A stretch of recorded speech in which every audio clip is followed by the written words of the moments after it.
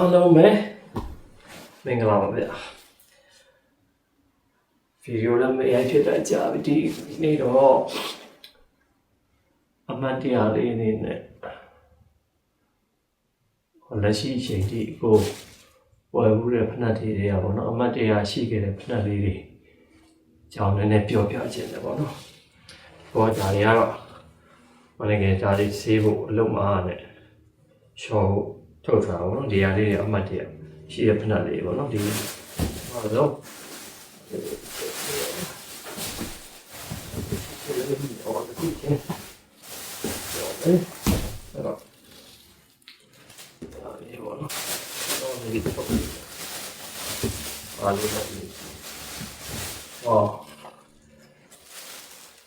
ကျူရဖြူရှင်းဒါနိုင်ပြီဘောနော်ဒါပတ်ကဘောနော်ဒီဖနက်လေးကမှတ်ရရကိုရီနဲ့ဥရောပခီးစဉ်သွားတော့ဒီကောင်အော်စတြေးလျနိုင်ငံဗီယက်နာပေါ့နော်ဗီယက်နာမှာရှိတဲ့ outlet တစ်ခုကနေဝယ်ခဲ့တာအဲ့တော့တော့ outlet အတွေ့အကြုံလည်းမရှိဘူး size ကဒီကောင်ဘယ်လောက်တော့ဖြစ်သွားလဲကိုခြေတော့ size ကိုတော့ကိုသိဒီကောင် US 9.5 ကြီးမနေ့ကကိုစီးတာဟောလာဆိုအဆင်ပြေတယ်8.5 အလုံးစုံ9ပေါ့နော်ဒါ9.5ဖြစ်သွားဒါပထမဆုံးအောက်လာမှာ Australia နိုင်ငံဗီယက်နာမြို့အောက်လာမှာဝယ်ခဲ့တဲ့ Nike လောက်ပေါ့နော်ဒါမှတ်ရလေးပေါ့နော်ဒီအရာပေါ့ဘာလို့ basketball shoe ပေါ့နော်ရောင်းနေပြန် clean လုပ်အောင်မှာလောလောဆယ်ဒီကောင်လေးပေါ့နော်ဒါတော့အောက်ကဝယ်ပြီးတော့ဒီရပါတယ်ကျွန်တော်တို့ဒီကောင်ရှော့ဒီကောင်အမတ်ရတဲ့နေစီရှော့ညပတ်လို့ဒီထားရှိ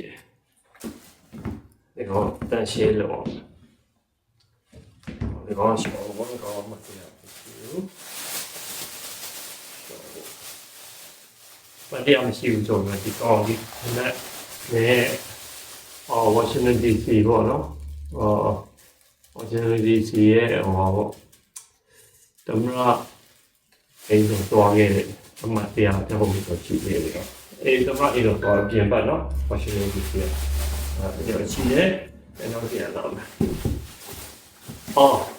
ဒီကောင် just to Nike ဒီကောင်မှတ်ရဒီဖလက်ကြတော့ဟာတာလေဒီဖလက်တန်းနဲ့ကိုနဲ့တိတ်အောင်မစီးပြဘူးအဲ့တော့ Virginia မှာနေတော့အလုပ်လုပ်တော့eBay ကနေဝင်လာတယ်ဒီကောင်$100 လားမသိဘူး$99ဟုတ်တယ်အဲ့လောက်ပေးတာမစီးပြဘူးဆိုတော့မတော်လည်းပါတယ်တော့အရင်ကြီးရတယ်eBay မှာတွေ့တော့ကိုကနှင်းကြတော့နှင်းထဲမှာစီးတဲ့ဖနာပေါ့နော်အဲ့ဝယ်လိုက်ဝယ်ပြီးစီးရမစိုးပါဘူးနှင်းထဲမှာဒါပေမဲ့အဲ့တော့နေတဲ့အိမ်လေးကအလုပ်ရှင်တွေအိမ်ကလေကား3-4ချက်လောက်ဆင်ရတယ်အဲ့ဒီကြတော့ကိုကနှင်းကြဆိုဒီဖနာလေးစီးပြီးတော့ဘယ်လိုပြောမလဲလေကားပေါ်ဆင်တာအမှန်တကယ်သူတို့စီမှာစားဖြတ်နေတယ်စားဖြူလို့ဆိုစားတဲ့စားကိုပြောတာမဟုတ်ဘူးနော်သူတို့ကားလမ်းတွေပေါ်မှာနှင်းကြလို့ဆိုဝဲစား focus ကနေဘယ်လိုဒီမြန်မာနိုင်ငံခေါ်စီဗန်တွေကနေလိုက်ပြီးတော့ကားလမ်းပေါ်မှာစားရခင်တယ်တော့flat ice ဖြစ်မှာဆိုတော့ flat ice ဆိုရင် slip ဖြစ်တယ်လေနှင်းကအရေးပြောမကြပါဘူးနဲ့အေးပြီးတော့ခဲနေတဲ့ဟာပေါ့အဲ့တော့ကိုရီးလေကမှာflat ice ဖြစ်တယ်အဲ့မှာအလုပ်ရှင်ကလည်းလာချူတော့ကိုအလုပ်သွားအောင်ဆိုအိတ်လေးလွယ်ပြီးတော့ထွက်တော့ပထမအဆင့်မှာလည်းဒီညာဘက်ချောက် flat ice ကို short တော့ကျွန်တော်ကန်ကောင်းတယ်အခုပြည့်လေကောလမ်းခိုင်တော့မမီတော့အဖေနဲ့ပေါ့နော်ဒုတ်ဆို30အောက်ကိုစို့အဲ့မှာအလုပ်ရှင်ပါရဒီအစင်ပြေးလာပါအစင်ပြေတော့တော့ draw အောင်ပါဒီမှာဒီ flat ကဆိုအဲ့ဒီနေစီးတဲ့ဟာဆိုကြောက်သွားဒီဘက်ကိုစီးရတော့အောက်က flat ice ကိုကြည့်ရသူကနှင်းစီးတယ်ဆိုတာရေးစုခံတယ်ဒီခွာတွေပေါ့နှင်းတုပေါ်မှာစီးတာ flat ice ပေါ်မှာစီးလို့မရအဲ့ဒါလည်းအမှတ်တရဒီဖလက်ဒီလည်းရတော့ပြန်စီးရဟုတ်တယ်တော့ဒီကောင်လေးပါချက်ကြည့်ရ အော်ဒီကောင်ကတော့အမတ်တရားမရှိပါဘူး sketcher ကနေအမတ်တရားဆိုတော့ဒီဖက်နဲ့ CV မှာလေ4-5 လလောက်ဒီကောင်က memory foam ပါတယ်လေအေးတယ်ဒါပေမဲ့ကိုချောင်းနဲ့မကိုက်လို့လားမသိဘူးဒီကောင် sketcher ထုတ်တာချီလောက်ကလေချီမနဲ့ချီညိုချာအောက်ဖြေပေါ်အောက်ကအောက်ရှက်လို့တော့မရဒီကဒီမှာကိုချောင်းနဲ့မကိုက်လို့ပေါ့နော်နည်းနည်းပုံသားဘာဖြစ်တာလဲအဲ့တော့အဲ့ဒါလည်းဒီ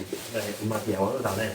လုံးချင်မှစီးရပြန်နောက်တော့ဘာဒီကောင်ပူမာဒီဇိုင်းဆန်ဒီကောင်တော့မပတ်တဲ့မှာပူမာကိုရောနဲ့တော့လာရန်ပြီးဆွာဒီကောင်နေလို့တော့ပူမာဒီကောင်ဘယ်တော့မှလည်းဆိုမလေးသွားတော့အောက်လက်ခုမှဆိုတာပုံနေစေးရတယ်ဟုတ်တော့ခေါ်တော့ရတယ်ကောင်းထူးကြဒီထဲမှာ bubble လေးတွေကပါလဲမသိအစီလေးတွေပါသူ့ရဲ့ design ပိုင်းကလည်းဆန်လို့ဝယ်ပြလိုက်တာဒါလည်းမလေးရှားသွားတော့အောက်လက်ကဝယ်ထား design လေးဆန်တယ်ပေါ့နော်အဲ့လိုခေါ်ရတယ်အဲ့ဒါလည်းဥမာရဲ့ပထမဆုံးအောက်လက်ခဏပေါ့နော်ဒါလည်းဒီပတ်ဒီပါဒီနဲ့ပြန်ဒီစားပြီး yeah 看到的好，ဒါကဒီဖက်လေးကတော်သုံးတော်ခံလိုက်ကြိုက်လဲကြိုက်ဒါကအကိုရီနဲ့အမဆွေမျိုးတွေဟိုဘန်ကောက်ကိုဖိပတ်ပေါ့နော်တုံချိုင်းပွဲတွားကြည့်တော့shopping mall တခုကနေဝယ်လိုက်တာ Converse ဒါလေးကိုရှော့ဖို့တော့ဒီဖက်လေးကတော်လေးကိုခီးပေါက်တယ်နော် hiking လောက်တာလေးမှာအမလေး hiking လောက်ရင်စီးဖို့တော့မဟုတ်ဘူးတောက်တက်တာတွေပါမှာလည်းစီးပြတယ်ဒီကောင်လေးကိုအရင်သဘောကျတယ် Converse ပေါ့နော်ဒါဘန်ကောက်ကဝယ်လာအဲ့တော့ဘတ်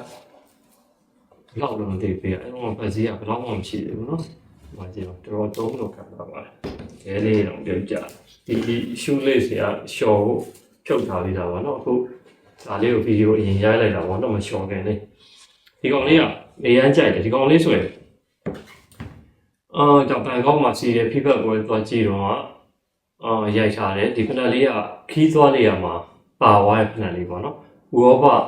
6နိုင်ငံက9နိုင်ငံကသွားတော့လည်းဒီကောင်နဲ့ဖြတ်သန်းတာပေါ့နော်ဥရောပမှာဂျာမနီနော်ဂျာမနီအော်စတြီးယားဟန်ဂေရီပိုလန်ချက်နော်ဒီကောင်နော်တော်လေးကိုဒီဖက်လေးအမတရားရှိတယ်ဘာလို့လဲကြောင့်ဒါလေးကိုသိထားပြီးတော့ဒီချပ်ချက်ချောင်းရခုတော့ဒါပါလေ